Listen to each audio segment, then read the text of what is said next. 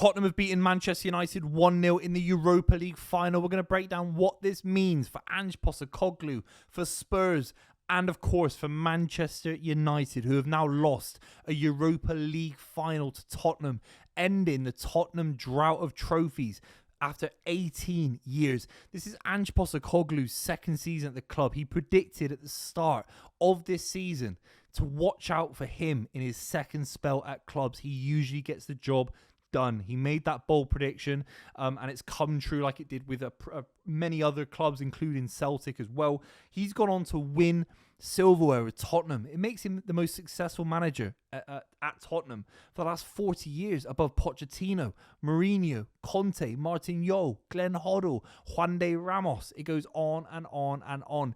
You have to say fair play to him, because he's got a side that I think is very, very good compared to where it is in the Premier League table. As a side, two fantastic fullbacks. Mickey van der Ven, the midfielder, was fantastic today, I thought, at points.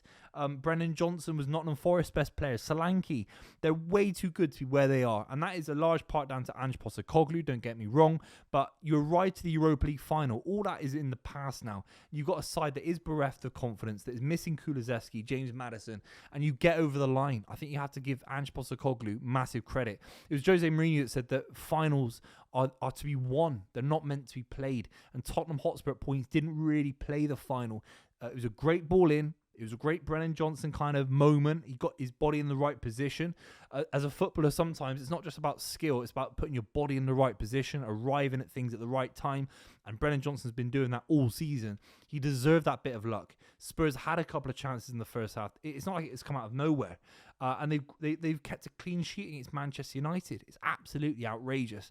And Tottenham now are in a really strong position, being in the Champions League for the first time in a couple of years. So fair play to Ange Postecoglou. We have to touch upon Manchester United. This is another Europa League final loss. They won the FA Cup last season. It papered over a lot of cracks.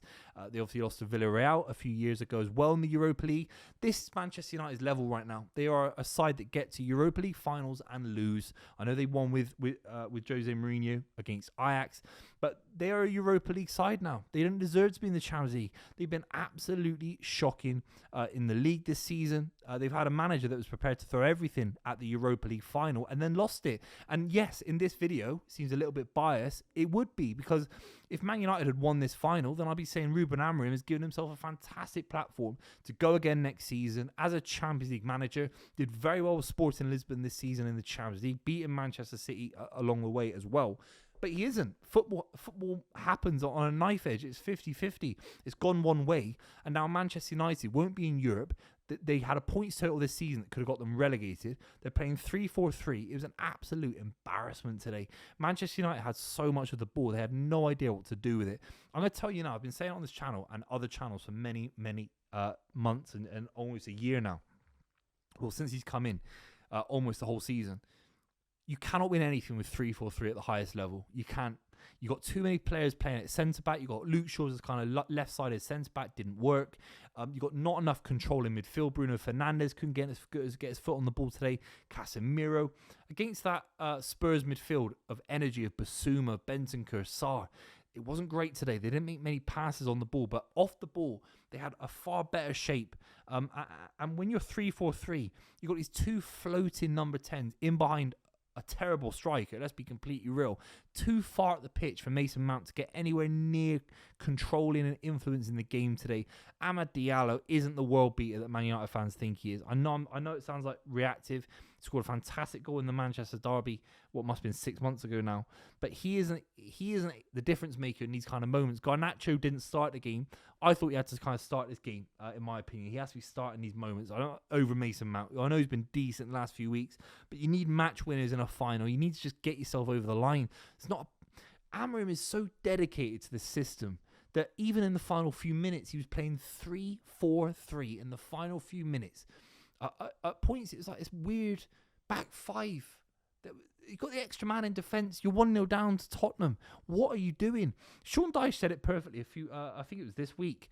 You would have got more out of this Man United side playing 4-4-2, getting the basics right.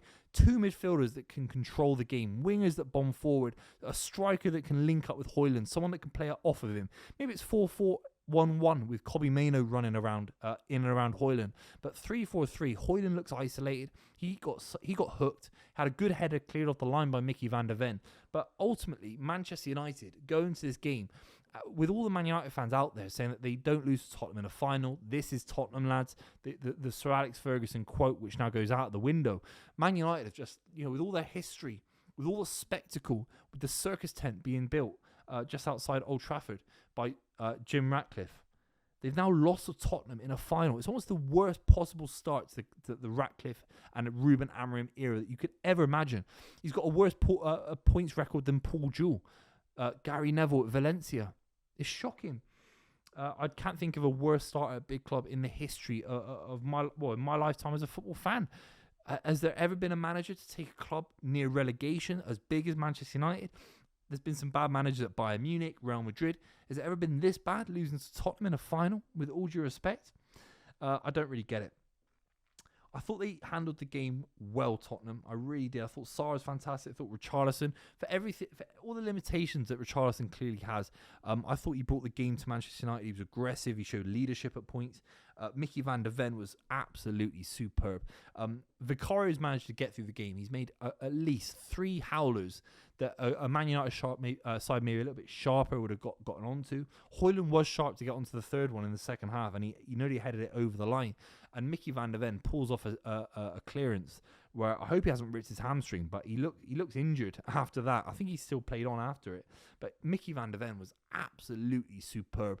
And there's one quality of Romero that you want in this kind of game, is a cup final where, especially in Spain as well, is this kind of, he can be the hero. He can be this kind of centre-back that's clearing things out of the way. I don't know why I said Spain. It makes no difference if you're in Spain or not. But in a cup final moment for Romero, he's the kind of defender. He's not a Rolls Royce defender, but ultimately parking on the edge of your box and clearing things out.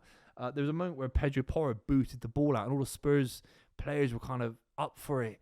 Spurs were happy to grind it out. Spurs were happy to at points park the bus. They did it in a manner that I think warranted this fixture. I think Spurs approached this game in the right way. If they'd been naive, if they played into Man United's hands, they would have lost. It was a battle of who could be the less worse tonight, and you had to give Ange Postecoglou that give it to him, that he gave Spurs an extra 5% in little moments. I thought Son came on and influenced the game a little bit, created a couple of chances. Clearly not the same player that he used to be, but from the starting 11, I think there's a few players that could have started this game for Tottenham that you might have thought, someone like Archie Gray, maybe Jed Spence. Danso was fantastic when he came on. He's made the right team selection and somehow ended the 17, 18-year trophy drought at Tottenham Hotspur. It's now a 0-year trophy drought. Spurs have had a better last 5 years than Arsenal now.